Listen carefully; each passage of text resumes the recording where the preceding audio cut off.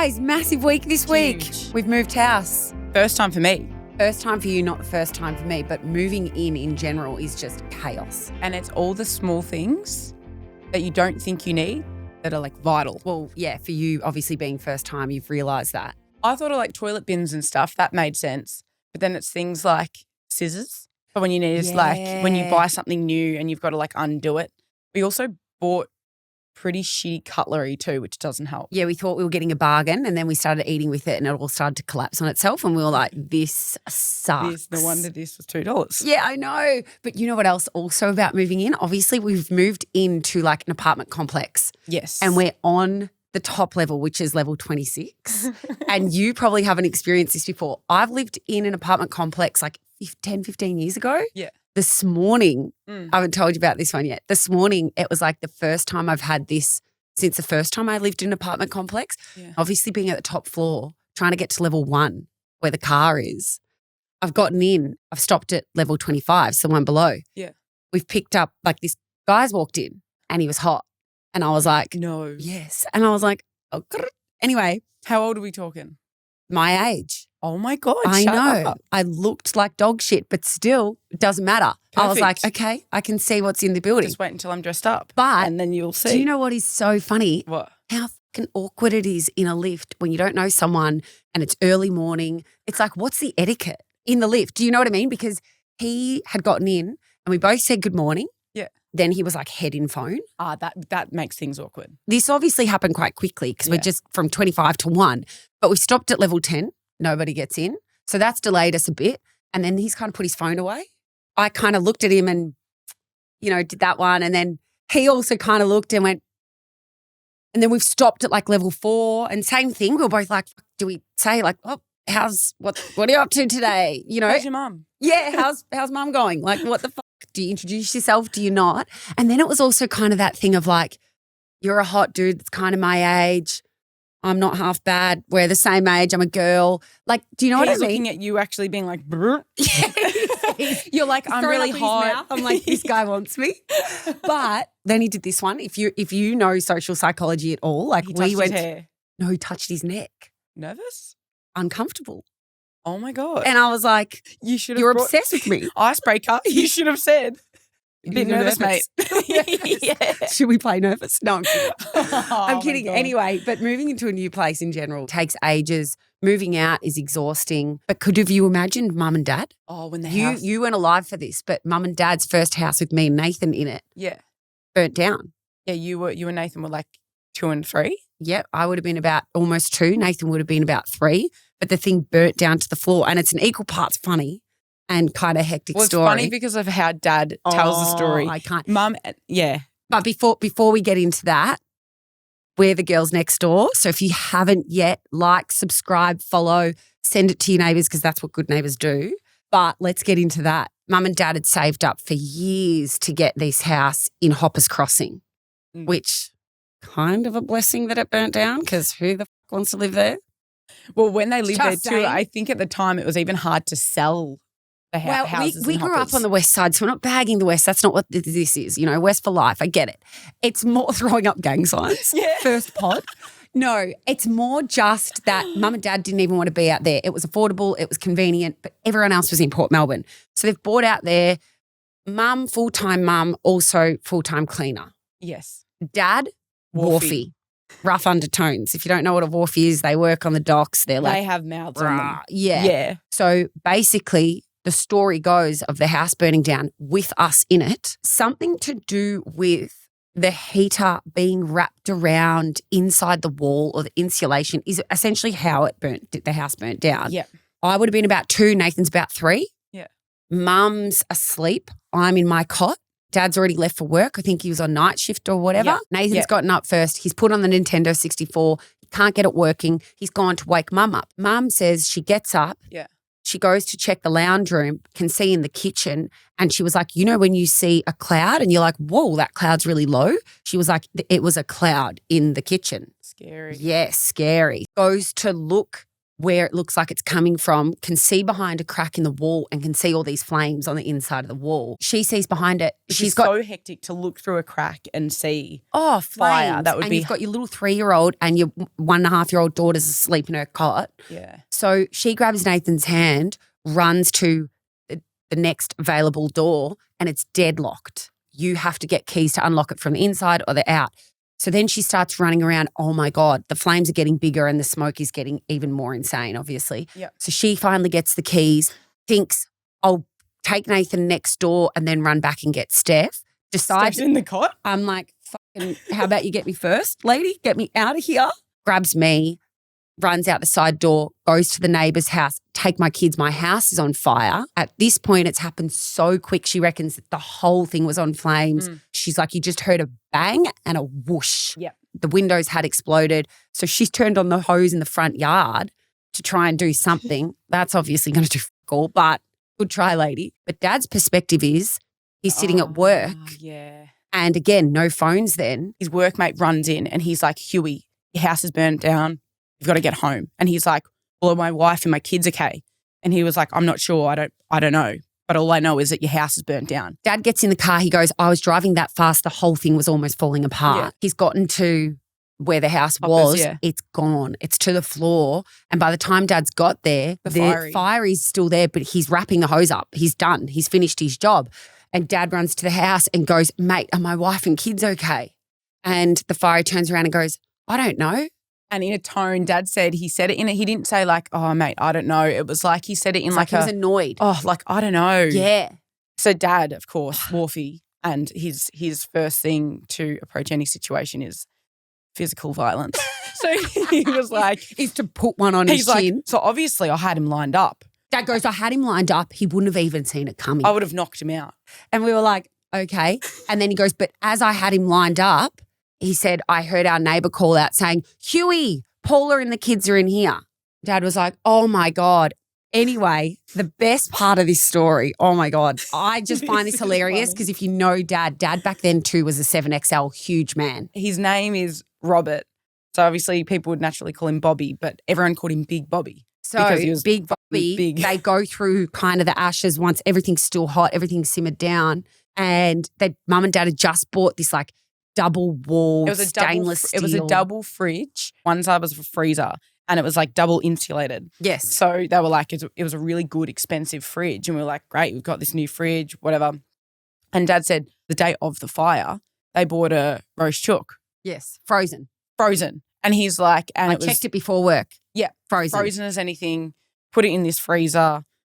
And then he said the next day when they rocked up and had a look around, the one thing that was still standing was the fridge. And he thought, no fucking way. Walked up to the fridge, opened the freezer, and what was there? He reckons a perfectly cooked roast chicken. Yeah. And I said, told his no, mates. there fucking wasn't, Dad. And he goes, I swear there was. Ask your mother. And Mum reckons it's true. Yeah, Mum's not a fibber. Dad loves a bit of mayo on a story. Dad loves mayo. Mum, not as much. And he goes, I got to work and told the boys. Dad's words, direct quote. He goes to his mates, yeah, you know, and you wouldn't believe it, this roast chalk, perfectly cooked, yeah, blah, blah, blah. And they go, oh, Huey, you would have fucking ate it, you fat cunt. And Dad goes, and I thought about it. He goes, I thought about it, but I thought, nah. I mean, here we are like moving into a fully furnished place. Oh, no, it's so annoying. But like that would have been brutal. Hectic. Oh, okay. Well, that was heavy. So now we've got something a little lighter, a little fun to get into. And it's a segment called Trauma Checkmate. Basically what it is we'll have a topic and whoever has the best trauma story related to that topic wins this week. I feel like you're going to win this. Probably going to win this. Okay. And our first topic is teenage rebellion. Okay. Specifically the court moment, the moment you got caught doing something. Okay. Have you got something as soon as I say that? Yeah, I do. Do you? Okay, yeah. Okay, go. You lead then. I was, I think, like 15 or 16. And it was at that age where, like, you start to go out with your mates and you start to go to parties and you start exploring. Yeah. Mum would go to every single party we went to because she was like, I'm going to walk in there, make sure that meet the parents. I meet the parents and see that the kids aren't drinking and blah, blah, blah. I was like to Mum, hey, Mum, I've got this party coming up. Me and my girlfriends are going to go. I'm going to get ready at so-and-so's place. Like, is it all good if I go? So she was like, I'm not obviously going to go in there, but I'm going to trust you this time. Cool. First time doing it, whatever. Get to this party, all of a sudden there's just like bottles of straight vodka. You've got to remember at that age, you don't know your quantities. No, and I'm a quick drinker. Yeah, and back then too, I was super excitable. So like anyone would be like, oh my God, do this. And I'd be like, okay. Yeah, trying to impress everyone. Jumping off a roof into a pool. I was in like, it was fun. I was in a good mood. So I was like, okay, cool. So there was like these bottles of vodka on this table and I was like, okay, I'm going to start just like, sending them back. Started doing that. Silly. Walked outside, obviously, at the party, talking to people, whatever. Then there was like a fire and people were sitting around this fire. And at the time, someone was like, oh, do you want some of this? Yeah. I'd not had this before. It was a magical herb, for those who are wondering what it was. For those of you that know what a magical herb is. Gatorade bottle. And I was thinking, no, not the magical Gatorade bottle. And my friend was like, do you want some of this? And I was like, okay, not done this before, but let's go. I'm like a bottle of vodka down and I'm like, let's go. Yeah, this is perfect. Obviously, the saying of beer before grass, you're on your ass. Grass before beer, you're in the clear. But you're already a vodka bottle down. Yes. Took a few steps, can't remember this, that vodka must have set in by now. There was one step into the house, one step. Apparently I stumbled and missed the step, head butted the step. Oh, no. Black eye must have just knocked me out. Wow. Anyway. Don't know if it was a step or the bottle of vodka / the magical herb. Anyway. And the fact that the magical herbs and the Gatorade bottle combination, that's going to send anybody. Hectic. Anyway, also lightweight. The next thing was I woke up in the hospital in emergency. I remember this. I wasn't there, but I remember this. Yes. I wake up and I was like, what the fuck? Where am I? And this nurse is there and I'm going, oh. And she's like, okay, just want to ask you a few questions. She's like, what's your name? Holly Davey. Cool. What day is it? I was thinking, okay, the day after the party. So it's a Sunday. Yep. And then she's like, and where are you right now? And I was like, oh, the hospital. And she goes, which hospital? I was thinking, bitch, you rolled me in here. I was out cold. I don't fucking know which hospital. How am I meant to know which hospital? Yeah. I'm like, okay, I think it's this one. But anyway, obviously that was my rebellion story. The worst part of it, you'd think it was Dad because Dad, has his ways. Can be hectic. And his way of dealing with things is like, let's get angry. Yeah, you're in trouble. You're like, he's like calling you and like breathing down the phone and you're fucking shitting yourself over just him breathing into the phone. Yeah. Whereas Mum, the worst part was that she was disappointed. Oh no, you got there. I'm really disappointed in you. Ooh. And Mum is like super chill. Really sweet. Oh. So getting that I'm disappointed is like you would have preferred Dad. 100%. Yeah. But then typical Dad the next day was cracking jokes about cones and and all sorts of things. Calling you Amy Winehouse and shit. Yeah, anyway. True, because I got a higher reading than Amy. That's right. That's what I was going to say. From when she passed, which is gnarly. Yeah, that's what they said. They breath tested you or something? Yeah, because I had to get not my heart pumped, my stomach pumped. That's right. And they were like, you had a higher alcohol reading than Amy Winehouse when she passed or something along those lines, which is crazy. Gnarly. I'm going to beat you. I knew you would. Anyway, yeah, I'm going to beat you. I feel like I know your story. Yeah, teenage rebellion, getting caught. And I remember getting caught and it sucked. And I got caught by Dad. So that's way worse. Basically, picture this. 16 years old, hadn't been on a plane before, had two best friends. I was in love with this guy that I'd met when I was like 13. He was living in Sydney. He got a new girlfriend. He came to Melbourne. We were like, we don't want to be in Melbourne while he's like, this is the dumbest thing that you do when you're teenagers. But the best thing. We don't want to be here when he's in Melbourne, so we're going to go to Sydney. It's a hectic age, but it's also like such a fun age. It's the best. It's dangerous, but it's fun. You also look back and you go, how did we survive that? Like, how did we survive that? Now, I'd never been on a flight before. I was working at Baker's Delight as a part-time. All the money you got was I've been saving up since I was like 14 or whatever it was, right? So I had a few hundred to fly out, but that was it. And we were like, we'll tell Mum and Dad that we're staying at my best friend's house because her older sister had just bought a house out in Langwarrin. So we were like, we'll say that we're staying at her house for a couple of nights. Yeah. They'll never know. And she was like, did the old, okay, and I'll tell my mum I'm staying at your house. So we've got these tickets. We leave that afternoon. We don't know where we're staying. We don't know anything. We've just got flights. First time I've ever been on a plane. So I'm like, this is crazy, this whole thing. So crazy. We MSN this guy that I'd been talking to, comes to pick us up at the airport with his older sister, the older sister's boyfriend, and the older sister's boyfriend's best friend, who we didn't realize at the time had just got out of prison. So we were like, this is nuts. We end up staying with them for 2 nights and the things that went on were chaos, absolute chaos. Wasn't there like a car that flipped? Flipped car because they lived in this part of Sydney, Oyster Bay, super hilly, and they always used to try and turn it around. Like silly stuff, right? Yeah. All of this chaotic stuff had happened. I was getting phone calls from mum and dad. Where are you? Where are you? Where are you? So were my 2 friends. We were like, just don't answer, don't answer. We get back home to Melbourne. I walk in, hey, mum, hey, dad, like, you know, Langwarrin, where my best friend's sister was living. Yeah, it was like, it's a really cool area. Not a cool area. Dad's like sitting there breathing in his chair. He's like, and I'm like, oh my God, I'm so dead. He goes, what's the weather been like in Melbourne the past 2 days? And I like look at my mate and she like looks at me like, oh my God. And I was like, oh, it was like sunny, but also a bit of rain and also really cold. And he was like, it's been sunny the whole time, not a drop of rain. And I was like, oh my God. I've talked my way out of it though. 3 days later, my mate that I ran away to Sydney with puts up this album on MySpace of us under the Harbour Bridge with peace signs. She's named the album Runaway Sluts with No Morals. I'm a virgin, mind you. So I'm like, speak for yourself. Anyway, Nathan finds it, bribes me. Says $800 silent fee and you're going to pay for my schoolies. If you can't, I'm going to put this as the screensaver of the family computer. So a couple months had passed. And was it you guys underneath the bridge? Like this. Really good Photoshop. Yeah, and that was back when we were doing this stuff with our hair too. Like oh my God, the quiff. The quiff, whatever we'd call it, and push it up at the front. So we're at the front and we're like this. And then a couple months have passed and I think I've gotten away with it. And then I get home one day and I hear Dad, Stephanie, and he's out in the back. And I walk into the computer room, which is the middle room. We called it the computer room. It was literally just a room with the computer and computer in heaps it. of other stuff. Nathan's put it as a screensaver. So I've been caught. Asshole though. I know. So I win that surely. I'd say you do. Hectic.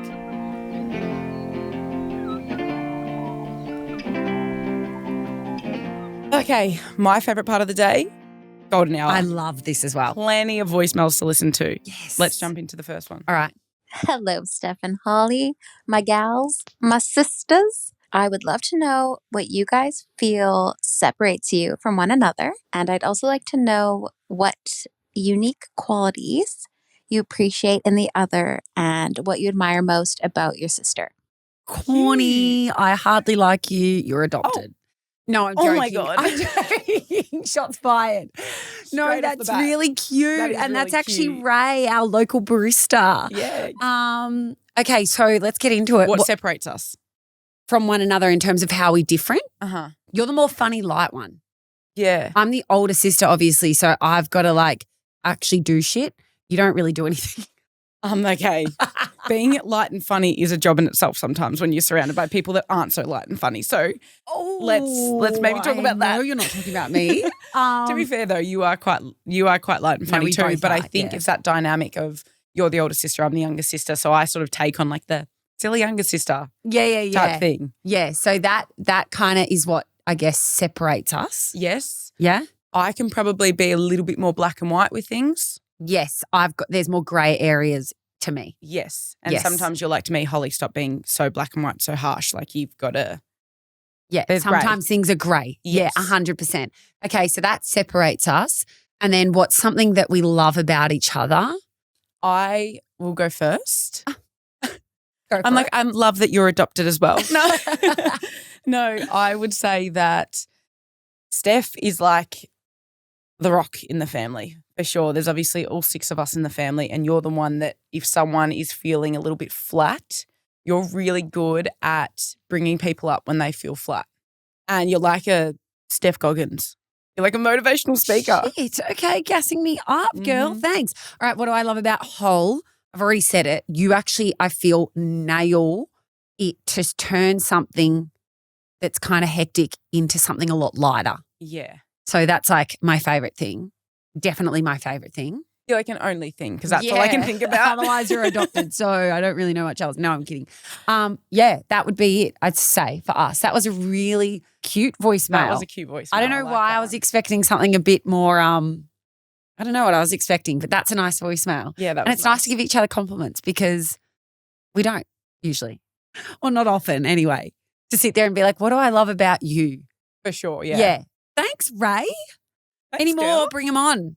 What is one trend that everyone loves but you just cannot get on board with? Okay, I'll go first. Oh, you would have a massive list. I do. Holly's one of those people that as soon as something's a trend, can't stand it. Yeah. Can't stand it. It's like be a little bit more original. See, for me, it's words. I'm sort of okay with it now, but I could not cop it at the age of 18, legit. Yeah, so you're like thinking all the pop culture words. Yeah. Oh, you know a trend that does my head I know in. it already. I know We're what you're gonna basically say. past it now though. Like I'm sure it's not cool now. Mm-hmm. But obviously we're teachers by trade. Okay, mine must be different. but go Okay, on. then I'll go first. 6, 7.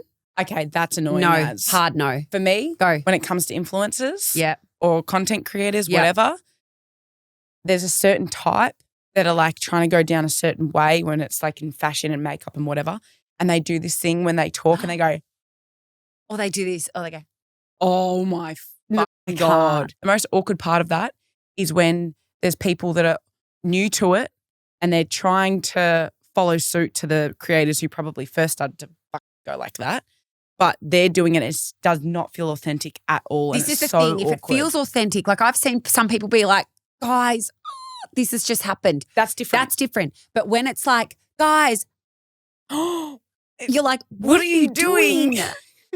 Oh, no. Okay. So great. they're the things that came to my head. But yeah, great voicemail. Do we have any more? What is the pettiest reason that you've stopped talking to someone? Okay, I've got one and it's rogue. I didn't stop talking to him. I stopped going to the classes. This is explicit. Oh, And it's I know gross. exactly what you're talking about. His breath, Yeah. this is very specific. Yeah. It's pretty gross. It's disgusting. Oh. It smelt like a dick knob. So I don't know if he was sucking dick before he came to class, but I couldn't. And he'd get in my face. no. And this was when we were sparring too. Yes. And he was like coaching us at the time. And it was like, oh. And I just he'd come in to show me how to cover my face or something, when I was being hit. And I would just be like, I would prefer to get bashed than you come and teach me how to not get bashed because your dick breath is killing me. Anyway, that for me is again, I didn't stop talking to him, but I stopped going to the classes because I was like, I can't do this. And specifically, I don't know That's why hard dick though, and knob, also- but it was dick knob breath. No. I remember you saying that because I And then fully you noticed agreed. it? Yeah. Fully agreed. And that's a really weird, Like a distinct smell. yeah. Ew. It's not like I've ever walked past another store somewhere and gone, it smells like a dick knob. That, I was like, that's what that is. No. Oh. Okay, that's enough of the voicemails for now because we've got to move on to the letterbox because there's a letter in the letterbox from a neighbour. Okay. I've got it. I'm going to read it. I know. I hate these glasses, but I cannot see a fucking thing. So anyway, all right, we're getting straight into this letter.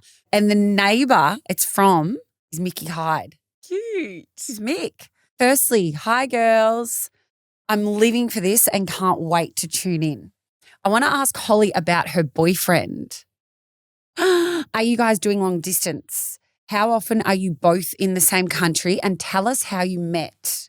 Spare no details. I am currently navigating a long distance relationship myself. Oh, whoa. I know I didn't know this. Both of us have been single for 7 years. So essentially it's our first real relationship in our adult life.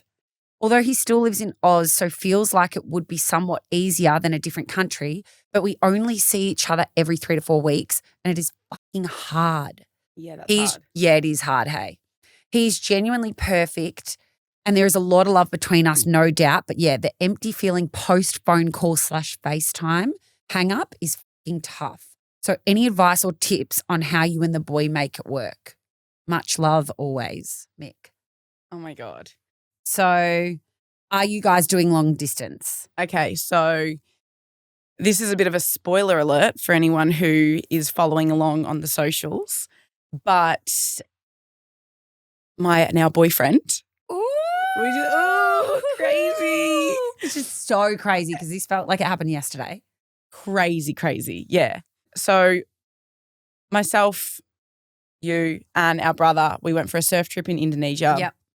Started off in Canggu, then we went to Lombok, and then we made our way to Uluwatu, which is where I ended up meeting. His name is Rafael Fragoso. They've met at Single Fin on a night out, so super organic meeting. Yes, which really I love. lovely. Yeah, that was really cool. I'm obviously there. I'm witnessing it happen. I'm like, oh my God, she could be done for. You guys shared a kiss. Okay, well, let's not out me like that, girl. What the fuck do you want me to say? That's what I happened. was just going to see the meet cute sort of setup. I fucking made eyes with Rafael, and I thought, hottest guy I've ever seen in my life. God damn it. Obviously, my move is no move. So I looked at him, kept walking to the toilet. Yep. Went to the toilet. In my head, I was thinking, I hope he's there when I walk back out because he was hot. Yeah. I at least want to look at him once again. Once again, that's my move. That's all I'm doing. Get out of the toilet. He's there. We lock eyes again. I'm like, let's get it on. I keep walking, walk straight past him. He probably wouldn't even have known that would have been a move. It was just we made eye contact. I kept walking to the dance floor. I was dancing there for a little bit until I got a tap on my shoulder and then turn around. It was him. And then obviously a little bit of. I am Raphael. This is how he probably said it. Yeah. And I was like, I'm Holly. Like, not sounding romantic at all. You have a moment. Yes. We're still in Uluwatu for a couple more weeks. We run into him the next day. Yes. Nathan and I go into a surf shop and we see Raphael, is how you pronounce it, rock up out the front. You're still out the front. So I stand on the inside and I get this video of you two meeting for the first time because I send it to our group chat, our like inner circle group chat. Which once again, if you haven't seen it on the socials, you'll be able to find it. Yeah, it blew up. It's got like something like, I don't know, 15 million views or something now. So if you want a visual, you'll get the visual on. Then essentially over time, we've kind of developed it into a series. So people are asking, are you guys together? Are you a thing? Is he here? What's he doing? Obviously at the end of the Indo trip, sad. Typical though, so typical.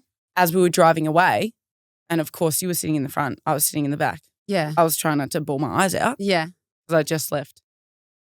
Mel, amor, I miss you by Blink-182 comes on. Oh, it's always the way in these moments too, Always, isn't it? not to mention, it came on as we were passing his place. And him and I would always be like, oh, what's a band that you like? And we were both like, Blink-182. Oh, no. Anyway, so it was like trippy. So I was like, typical, like whoever's up there, they're trying to fuck with me somehow. So anyway, that song came on. I get back to Oz. Obviously, him and I are trying to chat as much as possible, texting, whatever. We're still in the early stage. So even the FaceTime hadn't really It hadn't started really. No, and I'm not really a big FaceTimer. I've never been a big FaceTimer. I've sort of just been like a texter. And every time I knew you were about to FaceTime because you'd put on a bit of bronzer or you'd put on mascara and the lighting was best in my car. The lighting sucked in my bedroom and I didn't want to obviously do it downstairs in front of everyone. So, yeah, I'd go to Steph's car because the lighting was better. And I'd be like, where the fuck are my keys? I'd need to go somewhere and Holly would be in the front, like positioned all awkwardly in the car, like popping a shoulder. And I'd be like, oh, she's on the fucking phone to Raphael. Yeah, so then obviously came back to Oz, was messaging, then a little bit, then obviously FaceTiming, whatever. I was like, come visit if you can. He's like, cool. He was like, I'll come for 2 weeks. I'll come around this time. It gets closer to that time and he goes, I've actually just been, he's a surf photographer. So he was like, I've been offered a job in Nicaragua. Yeah. For a month and a half. And then at Pipe in Hawaii. At the time I was like, that's sick. Like they're really cool opportunities. Like we were also very fresh to each other. So I'm not going to be like, no, but also mad opportunity. Go for it. You know, don't worry about coming to Oz. Because the day he was supposed to land in Oz was the day his job started in Nicaragua. Yes. So he's like, look, I've actually got 4 days between them that I can actually come to. And I was like, yeah, but that's a big trip for 4 days. And he'd also never been to Australia. He'd not been to Oz. So we were like, we had all these things of, oh, if he comes for 2 weeks, we're going to do this and we're going to take him here, there and so everywhere. Obviously the 2 weeks had then condensed into 4 days, which actually was fun in the end because we got through a lot of things. And quite luckily quickly. at the time, that time of the year in Victoria, it was actually quite cold, but the 4 days he was here, it was actually really sunny and beautiful.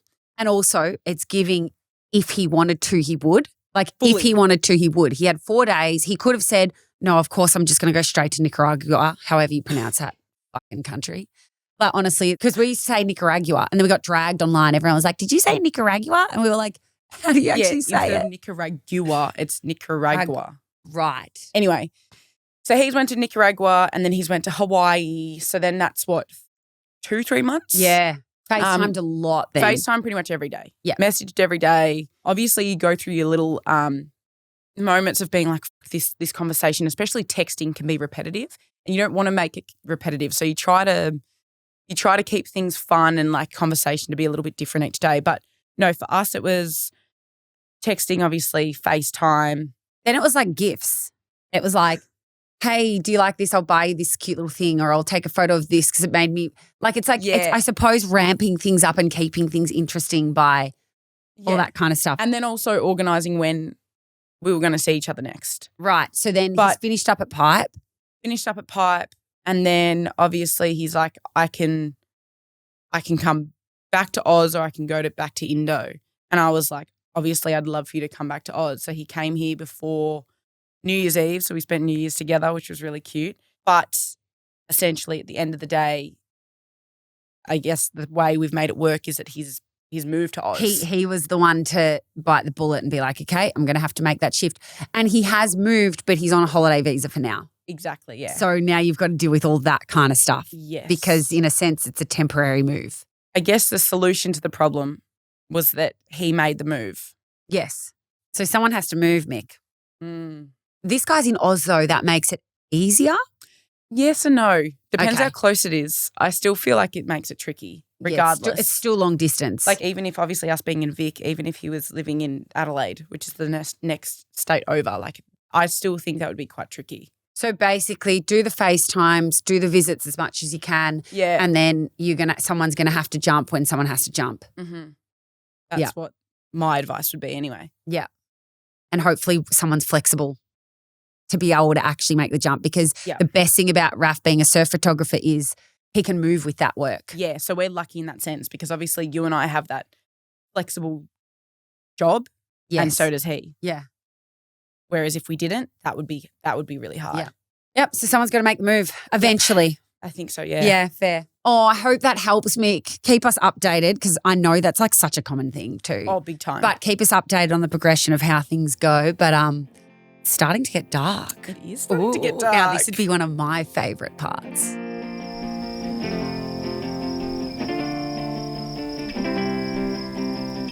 Ooh, it's after dark.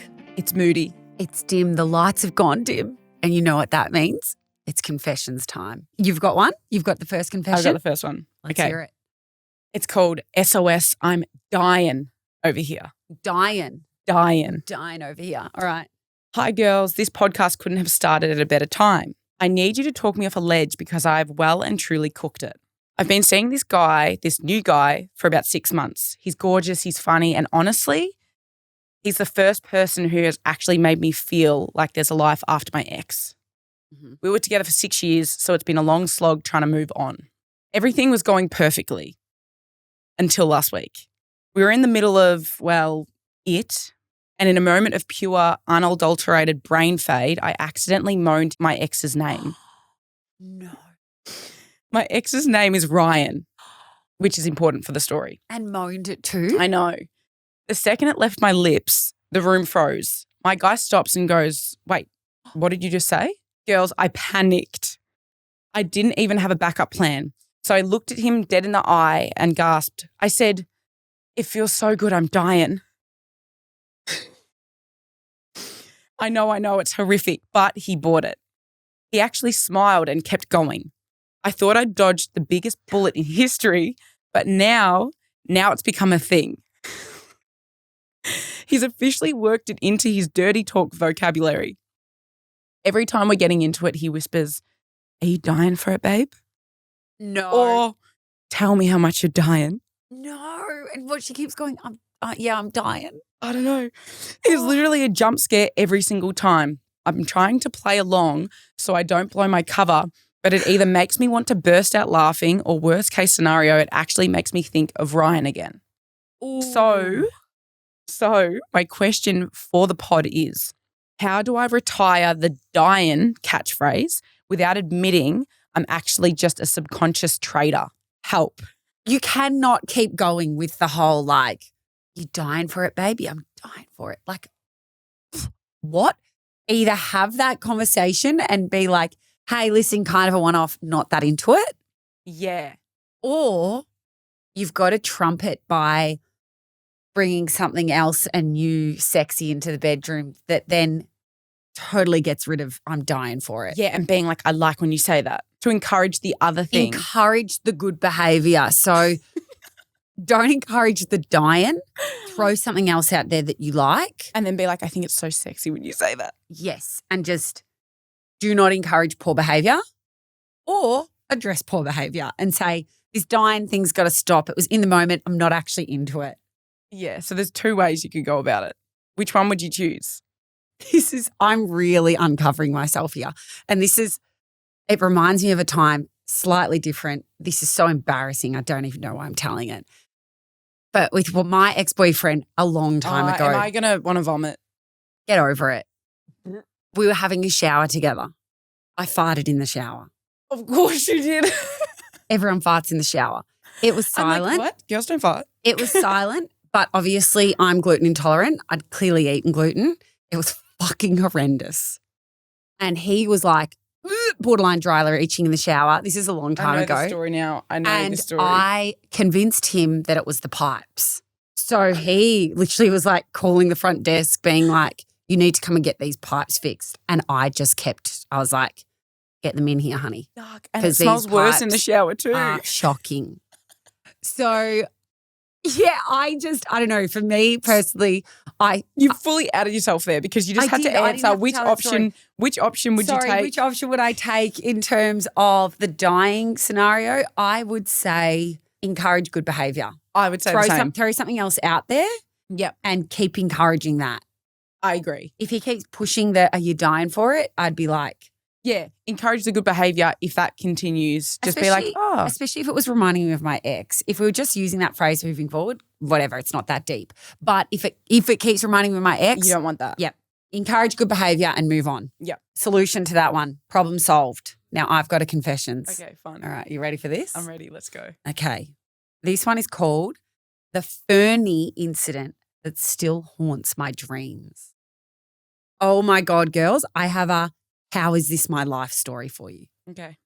I'm 28 now, but I still wake up in a cold sweat thinking about my year 12 biology class. I was in the middle of a SAC. That's a huge graded assessment for the non-Aussies. Yeah. And I was absolutely busting, like code red, final destination levels of needing the loo. My teacher was this grumpy old bloke who refused to let me leave until I finished the paper, until I finished the exam. Mm-hmm. I ended up scribbling random nonsense for the last few questions just so I could bolt. I literally sprinted out of the room, but the main toilets were on the other side of the campus. I knew I wasn't going to make it. In a moment of pure survival instinct, I veered off into the school's atrium gardens. It's full of these massive, thick fern things, which I thought would be perfect cover, right? Like massive bushes. You'd think, all right, I'm covered up. I dove into the bushes, whipped my leggings down and just let nature take its course. Relief, pure bliss. Until I realised something in my absolute frantic state. I've forgotten to pull down my undies and completely shit myself. That is disgusting. I panicked.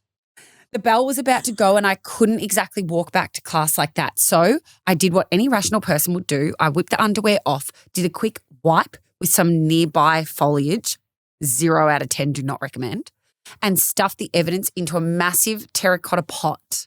Ew. I thought I was a genius. I was wrong. By lunchtime, the atrium smell was the talk of the school. A group of year 10 boys went on a literal treasure hunt looking for it. Found the pot and I kid you not, fished my undies out. Boys do this weird shit. Fished my undies out with a stick like they'd found a holy relic. It doesn't have a name on it underwear, does it? Oh my God. If it's like... It was the school scandal of the year. So my question for the pod is, I'm staring down the barrel of my 10-year school reunion soon. And I know someone is going to bring up Atrium-Gate.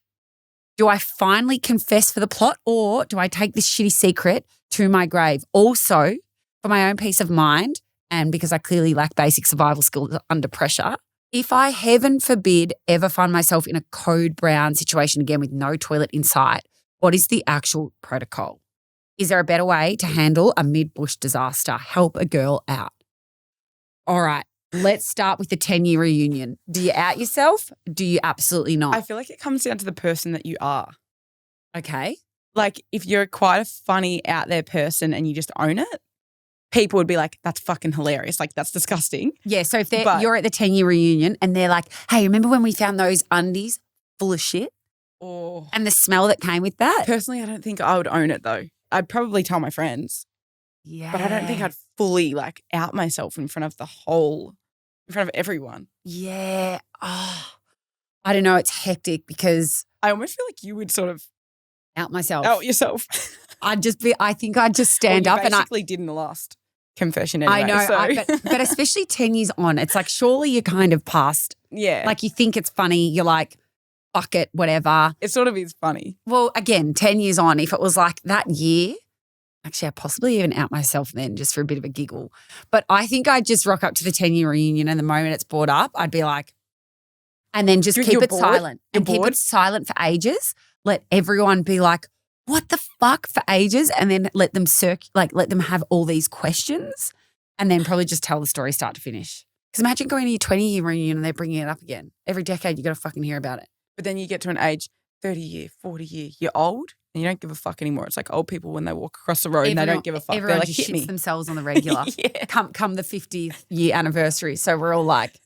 And then you become like the cool grandma because you're like, I've been doing this since I was 18. I've been doing this since high school. Get over it. Losers. Code Brown protocol. What's the protocol there? Us being surfers, we Correct. bush shit. Often you rock up to a spot and there's no toilet around. You've probably just had a morning coffee. So- You've got to surf for 3 hours. If it's not one of those, what are they, ghost shits? That's a sticky situation, almost literally sometimes. Then that's hard. But you'd find like leaves, no? Yeah, but I'd say more to the point, you just make sure you've pulled everything down. 100%. That's really all you can do. She's done all the right things, just obviously forgot to take the undies off. That's the issue. I once took a bush shit at one of my school camps in year 10 and it was fucked because this is when like there was no like drop toilet. So you had to go and like dig a hole and take a shit. Yeah. One of my friends just went, she's like, yeah, I just went that way. Like I just walked like 100 meters that way and blah, blah, blah. I was like, oh, yeah, no worries. Me and my friend went together and we were like, oh, we'll just go together. Dug this hole. My friend's sort of nearby. We're both taking a shit, obviously. And she said something and I've laughed. And as I've went, like I'm obviously squatting. And as I've went to laugh, I've went to put my hand down on the floor. But in front of me was my friend's shit from before. No, you didn't. No, I didn't. But my hand just missed it. And my hand just missed it. And I was going like this. I would have thrown up for sure. It was fucked up, but it was also equally like just as funny. But I feel like school camps, shit like that happens anyway. Oh, especially like I went to an all-girls school. I know Same. you did too. Mine's not a shit story, but mine's similar, even better. And every girl on the planet has one of these Period stories. story? Oh my God, your first period story. Picture this. I'm running cross country. I'm like 3 years younger than our school champion. She's like in year 12, right? I've just beat her. I was a decent cross country runner. I've only beat her though because I was like, I've pissed my pants. So I thought I've pissed myself. We're running the final laps. This is just at lunchtime. And I'm like moving fast because I'm like, I've fucking pissed myself. I need to get to this toilet. So I run past, I finish and like as in the training session. And the PE teacher at the time, Mr. Rosado, was like, Steph. And I was like, see you next week, Mr. Rosado. Keep running. And I run past my two best friends and they're like, Steph. And I was like, meet me at the toilets. I've pissed myself. So I get to the toilet. I pull down my pants, obviously in the toilet. Again, all girls school. And I look and I'm like in year 9.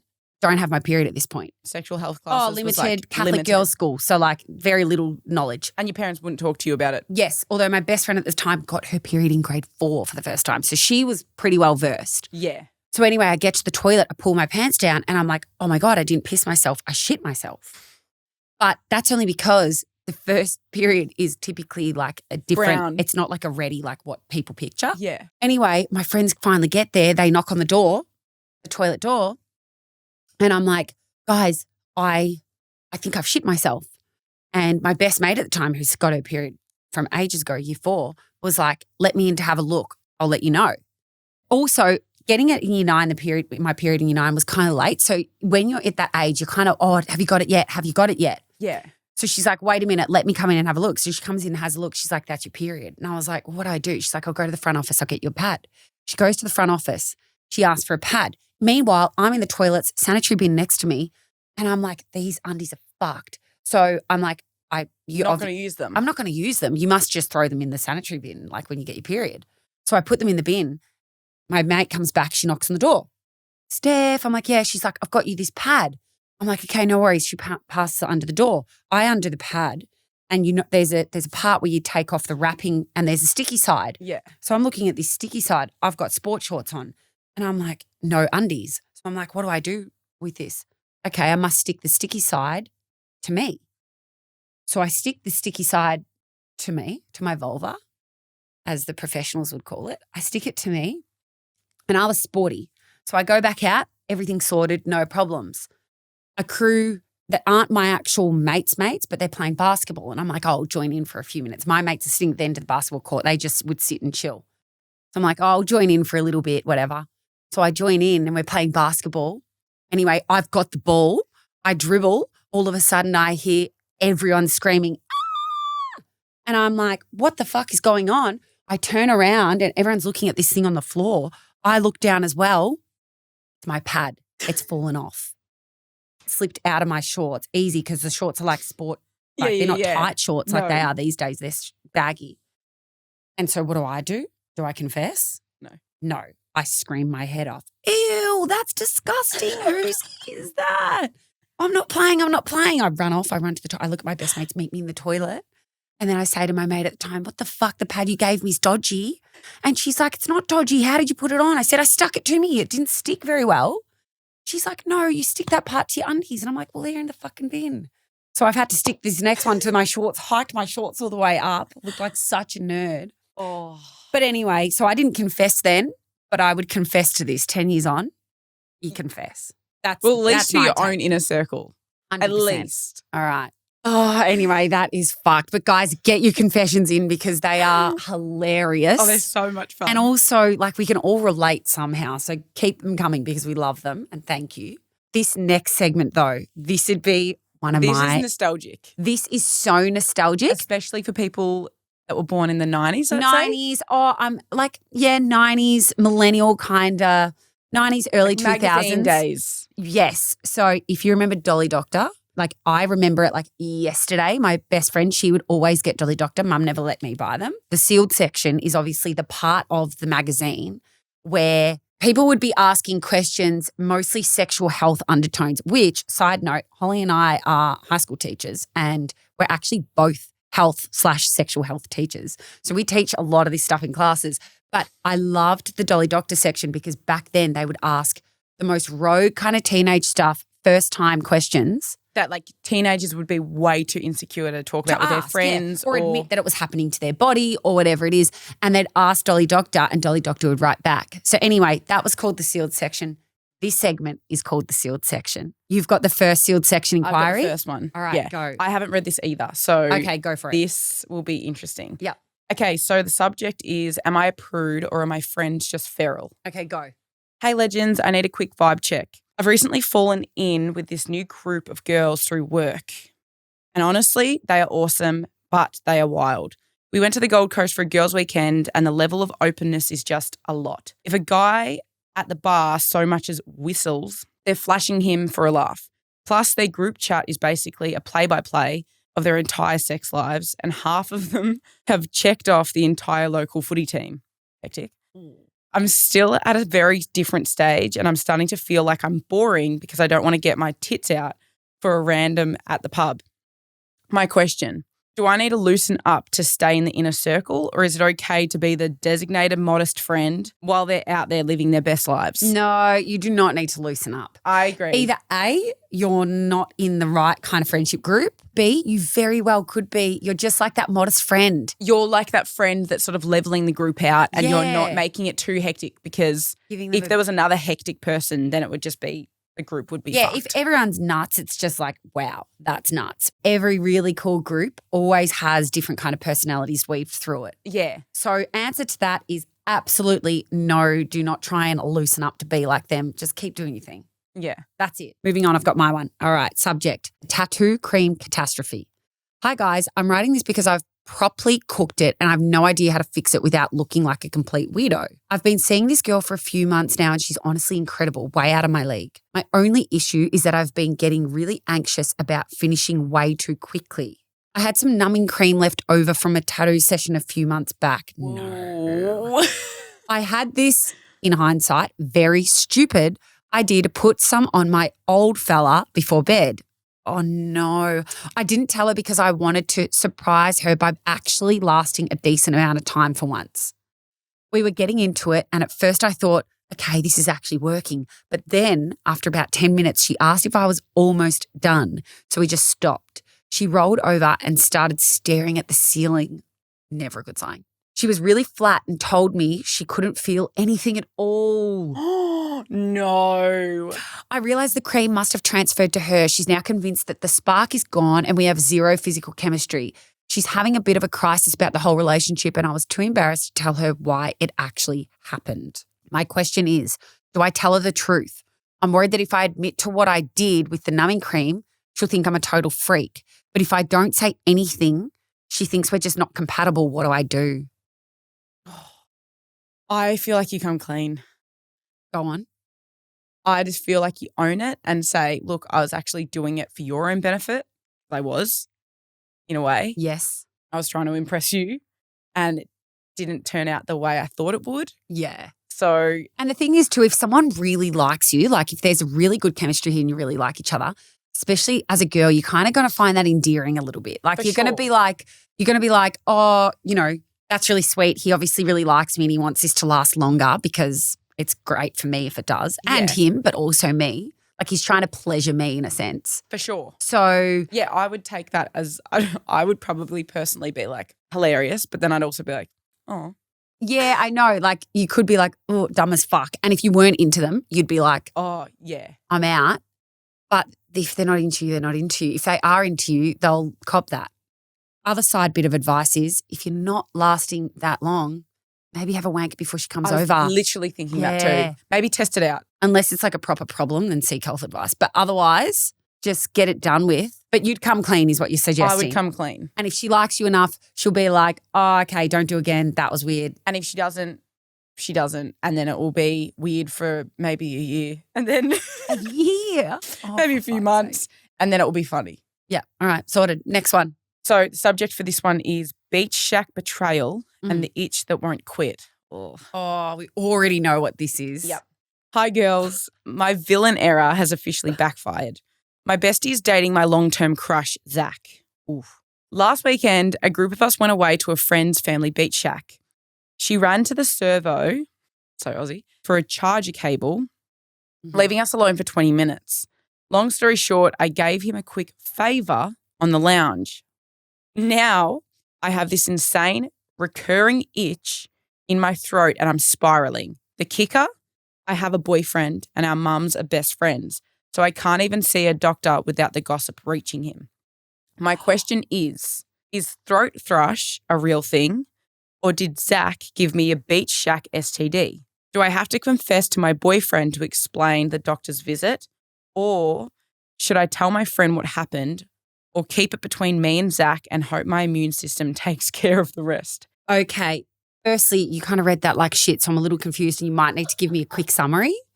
But secondly, I did get the question of, is throat thrush a thing? Yes. I had a good dear friend of mine that was casually dating this guy. She gave him a head job under a pier.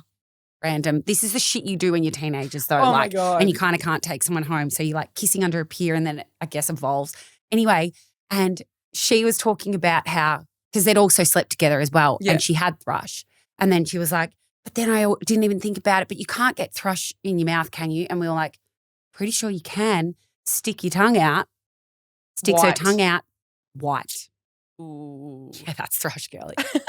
So sorry, what was her other question? Do I have to confess to my boyfriend to explain the doctor's visit or should I tell my friend what happened or keep it between me and Zach and hope my immune system takes care of the rest. Your immune system is not going to take care of the rest. No. You need to go to like an anonymous STD clinic. Say that again. You need to go to an anonymous. An anonymous, not an anonymous. Yeah, there's like free clinics and shit in the city. We used to go to them all the time, even when we were virgins and we knew none of us had STDs. But we were like, this is so weird and cool. And you'd go in and you'd be like, yeah, you'd make up some fabricated story. We genuinely used to do this. They had free condoms in bowls and everything. So yes, there are places you can go and you can actually get like free checks and they don't say anything to anybody. Short answer, and I'm hoping I'm answering all those questions. And get an STD check. Yes. Like STD an check. overall STD check. Go to the chemist. You can actually get stuff for thrush over the counter. So go do that. And if the symptoms don't disappear, you need to go to the doctor. There's some information for you. Yeah. Do with it what you will, but go get checked. Amazing. All right, now I've got another one. Why am I suddenly my boyfriend's favourite punchline? Hi, girls. I'm sliding into your DMs because I need some sisterly advice. Oh, we can do that. So I've been with my boyfriend for nearly a year. When it's just the two of us, he's a total gem. This is already so relatable. I want to also say, before I even read the rest of this, this is giving they must be young. Yeah. Because if you're kind of pushing mid-20s and they're still doing this shit, move on. Good riddance. Okay, sorry. When it's just the two of us, he's a total gem. Sweet, supportive, and honestly, the best guy I've ever dated. But recently, we've hit the meet the mates stage and it's like a switch has flipped. Oh my God. The second we're around his friends, he turns into a completely different person. He starts dropping these funny little digs at my expense or bringing up embarrassing stories that I thought were private. Hard no.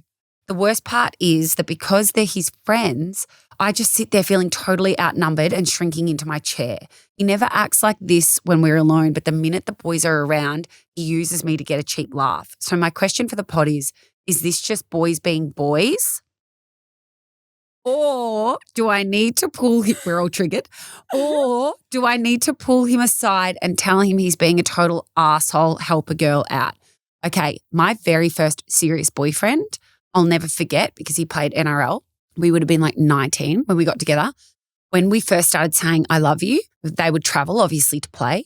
I'll never forget him being like, but when I'm like, you know, with the boys or in one of the rooms, they'd room up together on games away. Yeah. You know, if we're on the phone and you say, love you, I probably won't say it back because like I don't want to say it in front of the boys. And I was like, oh my God, yeah, so cool. You don't have to say it back in front of the boys. And then I remember my advice there is never be the cool girl. That's like giving cool girl. No. But also, it's also so much hotter when a guy owns it. It is. And when you're young, people do this stupid shit. Yeah. But her question is this just boys being boys? No. No. Or do I pull him aside and tell him he's being a total asshole? Well, it's sort of partially both. Obviously, in a way, depending on how young they are, sometimes they'll act in that way and be quite immature. But I think personally, I would say something to him for sure. And at the time, maybe not. In the moment when it's happening, I'd probably sit there and be like, fuck, here he goes again. But then I'd be like to him, when it's just him and I, you're like this when we're together and it's sweet. But then as soon as you get in front of your mates, you're a dick. Or also like you could also kind of turn it on him and be like, oh, big guy in front of your mates, are you? Because you're not like this when it's just you and I. He would die. The ego would pass away. Yeah, so there's two options. Well, I'd do that. And then behind closed doors, I'd be like, stop getting cheap digs at me. Like it's not on. And it's embarrassing for you because if you do it, I'm going to keep throwing it back at you. That's why I'm single. Insane.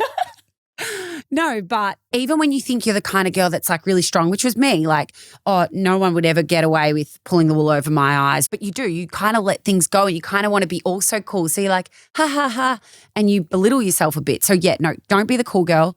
Don't allow him to do it. Just behind closed doors, nip it in the bud ASAP. Yeah. You've been doing this thing. Give him an example because, you know, his frontal lobe probably hasn't fully developed yet. I'm hoping. If it has, run for the fucking hills. But if it hasn't, just explain to him, I don't know if you've noticed, but you do this thing in front of your mates and I'm done with it. So cut it out. Yeah, perfect.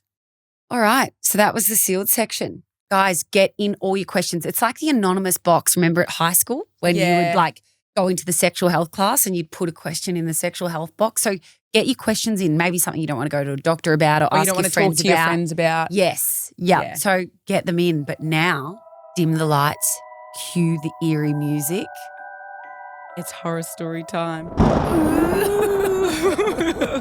Scary. Okay, so this is called A Clubroom Encounter and the Worst Door Opening of My Life. Okay. You know that moment in a slasher film where the protagonist thinks they've finally escaped the monster, only to realise the front door is locked and the killer is standing right behind them? Yeah, that was my Sunday night. I'm 27, and for anyone who lives in the country, you know the drill. I play netball, and because our towns are so tiny, we've had to merge with a few other local clubs just to make up the numbers for the season. Back on my bye weekend earlier this year, we had a massive all-club function. You know the vibe. Too many vodkas, a sticky dance floor, and everyone in high spirits. I ended up hitting it off with this older guy from the footy team a town over. One thing led to another, and let's just say we had a very classy 5-minute session in the clubroom toilet cubicles. Oh, sounds classy. Oh, God. It was embarrassing, sure, but it's not too hard to avoid the footy boys. And it's not like stuff like this is a rare occurrence at these functions. Fast forward a few months, I met this guy who plays for the seniors. He's funny, he's hot, and things are just actually getting serious. Last night was the big milestone. He finally took me home to meet the parents. Girls, the front door opens, and I'm standing there with a bottle of wine and my best meet the parents smile. And who is standing there in a tidy polo shirt? No. The guy from the cubicle. It's his dad. What? Remember, she said older guy. He didn't even flinch. I can't tell if he's a world-class actor or if he was just plastered at the night of the function that he genuinely doesn't recognise me. I spent the whole dinner staring at my roast lamb in total silence while his dad asked me about my netball season. I felt like I was going to pass out. So, do I tell my boyfriend? If I come clean, I'm basically nuking his relationship with his dad and potentially his parents' entire marriage. But we live in a small town. If someone saw us that night, the truth is going to come out eventually. Do I keep my mouth shut for the sake of the family? Or do I run for the hills before this becomes a local scandal? Help. Run for the fucking hills. Run for the hills. Run for the hills. That's too deep. It's too messy. Absolutely fucking not. Run for the hills, because the thing is, if you came clean, first of all, most likely your partner at the time is like, nah, this is too weird. Also, imagine seeing someone that you've already slept with who's the father of your new boyfriend all the time. No, not for me. Done. Oh, I would leave. God. I would run. You would have to, because imagine even being her current boyfriend. Mm-hmm. Imagine continuing to sleep together, but no, being like, you've fucked my dad. No, it's done there and there. Run for the hills. Run. Yeah, because there's no, and you know, he's definitely done that before, especially if he's like an A-class actor. And then you feel bad for the mum though, because obviously he's playing up on the mum. No, of course, we know all that stuff. It's more just like, does she stay? Does she go? Get out of there. Run for the hills. There's no good scenario that can possibly come out of that. Yeah. Oh my God, that's intense. Okay. Ooh. My horror story is called The Dentist's Secret Room. Is this a red flag or am I overreacting? Hey girls, I need some honest advice because I genuinely don't know if I'm overreacting here. I've been dating a dentist for a few months now. Let's call him Dr. Dan. On paper, he's great, successful, organised, very put together. And I won't lie, the dental perks have been amazing. Whitening, proper cleaning, the works. But there's one thing that's been bothering me. Whenever I stay at his place, there's a room down the hall that is always locked. Dun, dun, dun. Not just closed, actually locked. If I ask about it, he immediately shuts it down and says it's just work-related stuff and changes the subject. At first I ignored it, but after a few months it started to feel strange. Last week he jumped in the shower and I noticed his key on the kitchen bench. Here we go. She's going to get killed. I stood there for a minute debating whether to do it, but curiosity got the better of me. I grabbed the keys and I opened the door. Girls. No. What is it? The entire room was lined with shelves of glass jars. Oh, and inside the jars, eyeballs. He's a fucking dentist. Go and guess again. Teeth. Were teeth. Hundreds of them, maybe thousands, all sorted and labelled with things like female 25 to 30. Come on. And male 40 plus. I was standing there trying to process what I was looking at when he walked in behind me. He was very calm but clearly angry and said I'd crossed a serious boundary by going into a room he'd asked me never to enter. Oh, mate, come on. He told me it was just storage related to his work and asked me to leave. Now he's barely speaking to me. My question for the pod is, am I actually the one who overstepped here by snooping, or is it fair that I'm a bit unsettled about a room full of labelled jars of human teeth? Girl, apologise. You overstepped a boundary. He asked you not to go into the room. If you hadn't gone into the room, you would have never known. How long were they dating for again? Holly, I was fucking kidding. Girl. What the fuck? That was too easy for you to just agree with them. Sorry, yeah, no, you confused me.